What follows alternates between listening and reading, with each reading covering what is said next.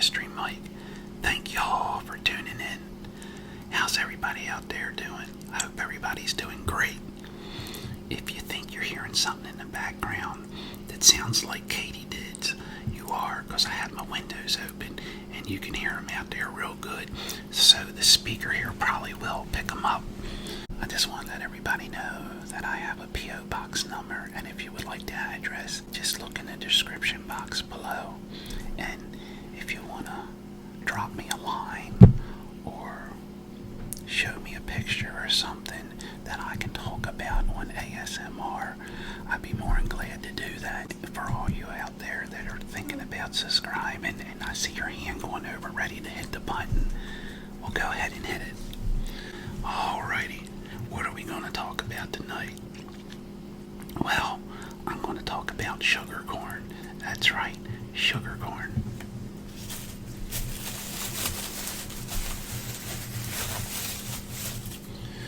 What I have here is my son's sugar corn from over at his house over on his farm. And the breed of his sugar corn's called Gotta Have It. And it matures in 72, 76 days. You know, when you think about that, a 6 foot, 8 foot stalk and a ear of corn in 72, 76 days, actually to eat, that's pretty fast. Well, he has chickens, and when he lets them out, they go right to the garden, and they've been doing a little bit of damage. As you can see, they've been jumping up and picking at this corn, and it had a little trouble growing because of that, and it probably could have used a little bit more fertilizer to get a little bit more bigger ears. But the thing is, these chickens were jumping up and grabbing the silk or the hair, whatever you want to call it. It's all gone, and they would go ahead and actually pull that out and then get into the little cornels here and eat that. So let me get one here that's not chewed up too much. Alright, like I said, they're a little thin. They probably could have used a little bit more fertilizer. And then the chickens pulling off the silk didn't help it any. On the top of the corn, the very top, is called the tassel. And when that tassel comes out, the corn needs a lot of rain. And pollen comes off of those tassels, and it falls down onto the silk or the hair, which is this here. Each individual hair has to have pollen from the tassel to actually fall and hit each end to grow a corn. So for every corn in here is a piece of silk, and each silk, once again, has to be hit by pollen. That's pretty neat. Each end of these have to be hit with the pollen to go ahead for that corn to grow. That's pretty neat. I had one of these today, and I tell you, they really taste like sugar. I guess that's why they call it sugar corn. Everybody likes sugar corn. I can make a meal out of these. I can eat a half a dozen to 8 of these and make a meal. I don't even have to put butter on it, just a little bit of salt. Naturally, you put butter on it, it tastes better. But let's go ahead and rip that open.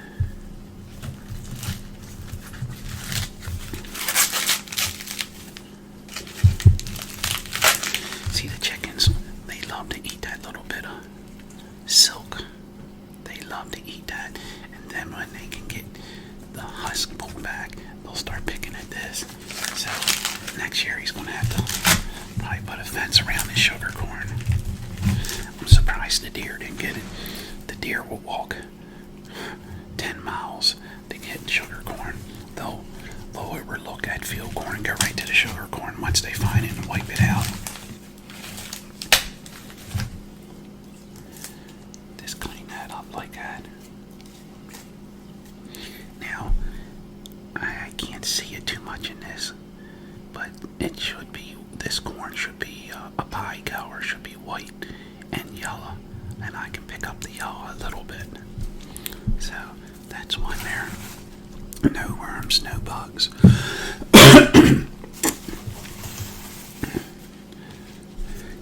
Here's a nice one. Let's see if we got any worms or bugs in this.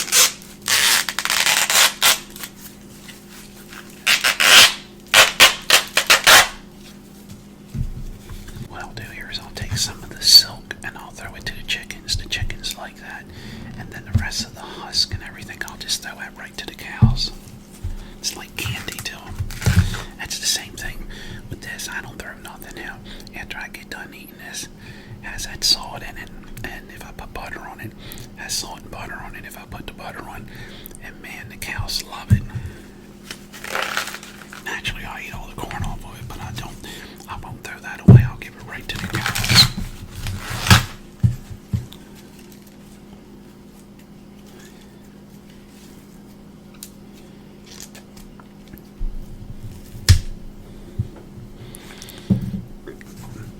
I love corn. I remember when I was a kid growing up, and I used to work on the farm.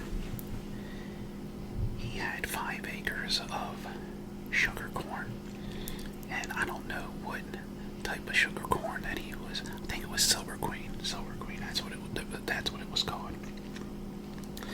And he went and spray for. They would be called suckers. Like you would have your main stalk go up, and then on the side there'd be suckers.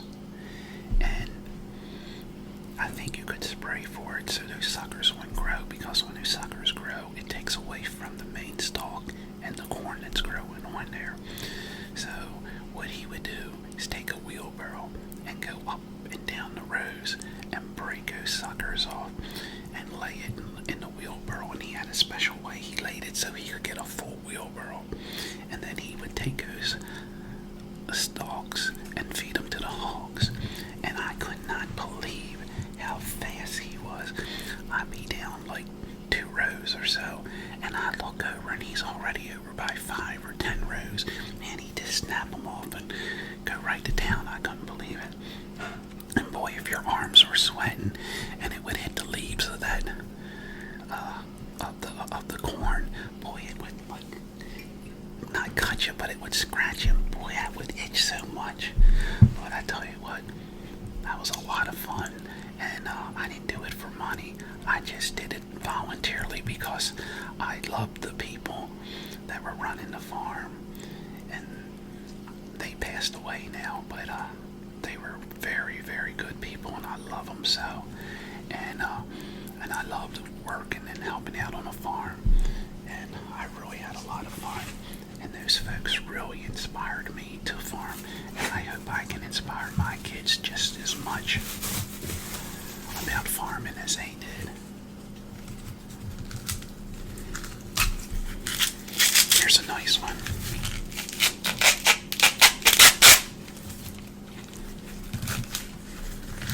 That's a really nice corn there.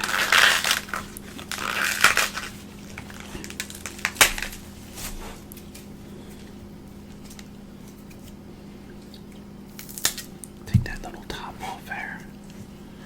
Now why don't everybody go out tomorrow and get some nice sugar corn and boil it or put it on the grill or in the microwave and rub that butter over it and put that little bit of salt on it.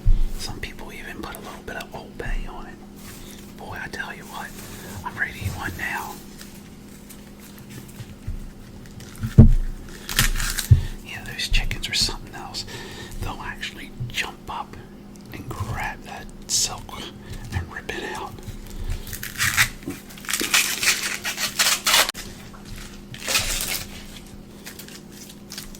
Alright. Now here's one. You can see where those chickens got into that. Picked away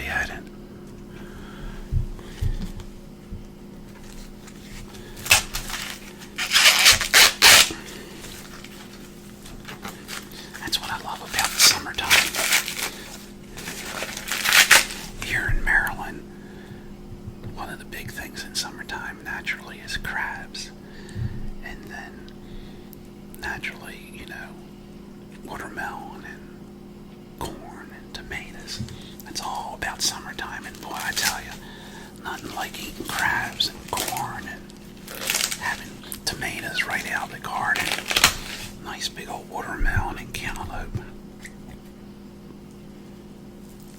Let's break that little end off there. Scrape a little bit of that silk off. Alright, let me do one more here.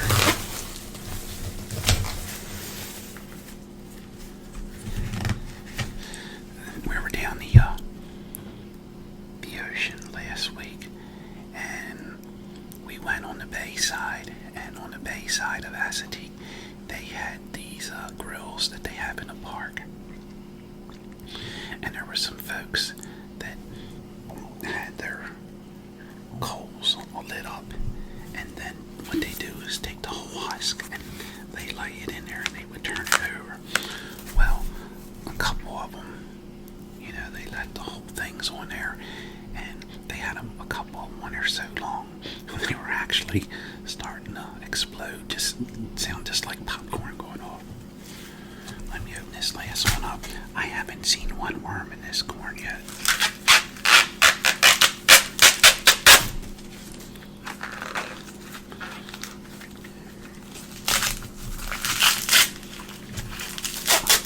I want to show you something on this one now.